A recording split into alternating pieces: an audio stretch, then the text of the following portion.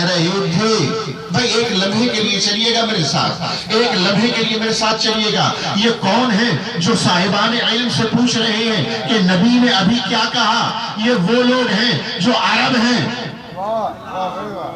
یہ وہ لوگ ہیں جو عرب ہیں، ان کی زبان عربی ہے، نبی کی زبان عربی ہے، ان کا کلچر عرب کا ہے، نبی کا کلچر بھی عربی ہے. بیٹھنے والے کون ہیں؟ نبی کے پاس بیٹھنے والے ہیں، نبی کو ہر لمحہ دیکھنے والے ہیں، نبی کو ہر لمحہ سننے والے ہیں، نبی کی صحبتوں میں بیٹھتے ہیں، نبی کی نمازوں میں ساتھ ہیں، نبی کے جہادوں میں ساتھ ہیں، ہر جگہ پر رسول کے ساتھ ہیں. مگر حیرت ہے زبان وہی ہے، مگر نبی کلام کرتا ہے تو انہیں سمجھ نہیں ہے.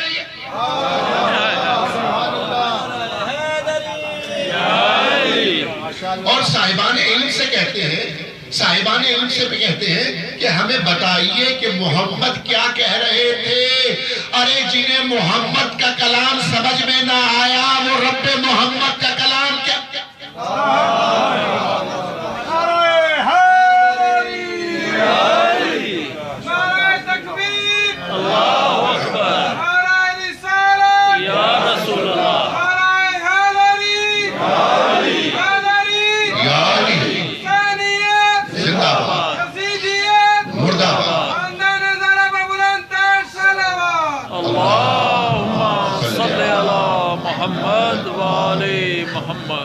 بات سمجھ رہے ہیں.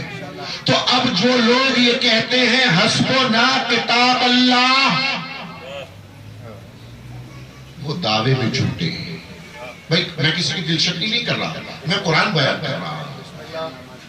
نبی کے کلام میں اور خدا کے کلام میں فرق ہے، گو کہ ایک ہی زبان سے صادر ہوئے. یہ شرافت پیغمبر ہے کہ وہ یہ کہتا ہے کہ یہ اللہ کا کلام ہے، یہ میری بات ہے.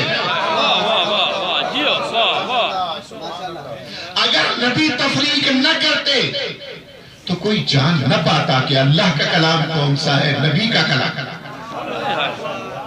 بات سمجھ میں آئی ہے؟ اگر یہاں تک میری بات پہنچ چکی ہے تو معلوم یہ ہوا قرآن سمجھنے کے لیے ایک استاد کی ضرورت ہے. بغیر استاد کے قرآن نہیں سمجھ سکتے. یہ دنیا بھر کا دستور ہے، یہ دنیا بھر کا عمل ہے کہ جب کوئی کتاب اسکول یونیورسٹی میں پڑھائی جاتی ہے تو اس کتاب کو مرتب کرنے کے بعد اس کا پروفیسر اور ٹیچر دیا جاتا ہے. ایسا نہیں ہے کہ کسی بھی یونیورسٹی میں آپ کوئی بھی سبجیکٹ پڑھ رہے ہوں اور اس کی کتاب آپ کے ہاتھ میں تھما دی جائے کہ جائیے گھر میں پڑھ کر کے امتحان دے دیجئے گا. ایسا نہیں ہوتا، بلکہ پڑھانے کے لیے استاد مقرر ہوتا ہے. اور اس استاد کا یہ کمال ہوتا ہے کہ جب وہ ریٹائر ہونے لگتا ہے تو پہلے دوسرے استاد کا انتظام کرتے ہیں، بعد میں اسے ریٹائر. ثم اوحزنا الکتاب الذی نصطفینا من عبادنا، اور پھر چن لیا ہم نے، اور پھر میں آیت پہلے پڑھ چکا ہوں، اور پھر چن لیا ہم نے کتاب کا وارث. مجھے زیادہ تفصیلات پہ نہیں جانا. معلوم یہ ہوا کہ بعد محمد بھی کتاب کا کوئی وارث موجود ہے. اب ہم وارث کو پہچانے کس طرح؟ وارث کو پہچانے کس طرح؟ تو قرآن کا یہ دعویٰ ہے.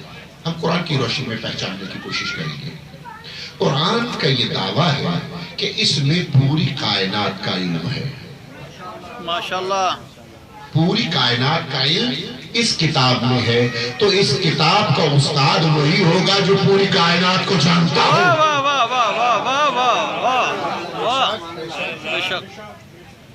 اگر پوری کائنات کو نہیں جانتا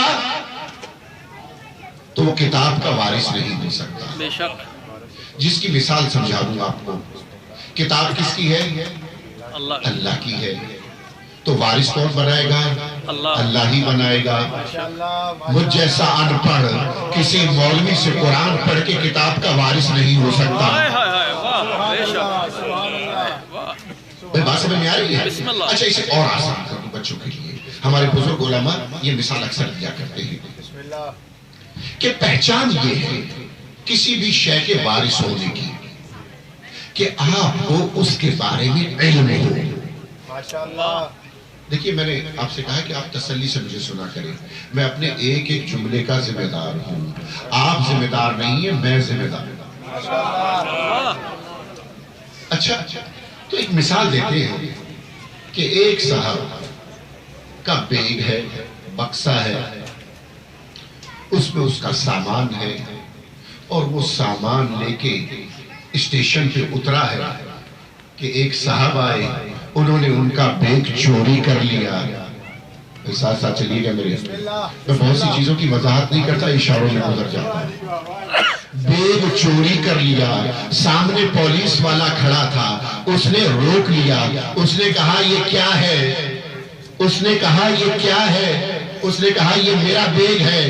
کہا اگر تمہارا بیگ ہے تو کھول کے دکھاؤ۔ اب اس نے کہا کہ چابی میں بھول گیا ہوں۔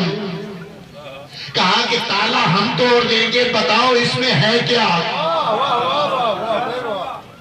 اب وہ بتانے سے قاصر رہا، پیچھے سے مالک آ گیا، اس نے فوراً چیخ کے کہا یہ میری ہے، یہ بکسہ میرا ہے، یہ چیز میری ہے۔ انہوں نے کہا کہ کیسے آپ کہتے ہیں کہ یہ آپ کی ہے؟ کہا کہ اگر کہو تو تالا کھول کے دکھا دوں،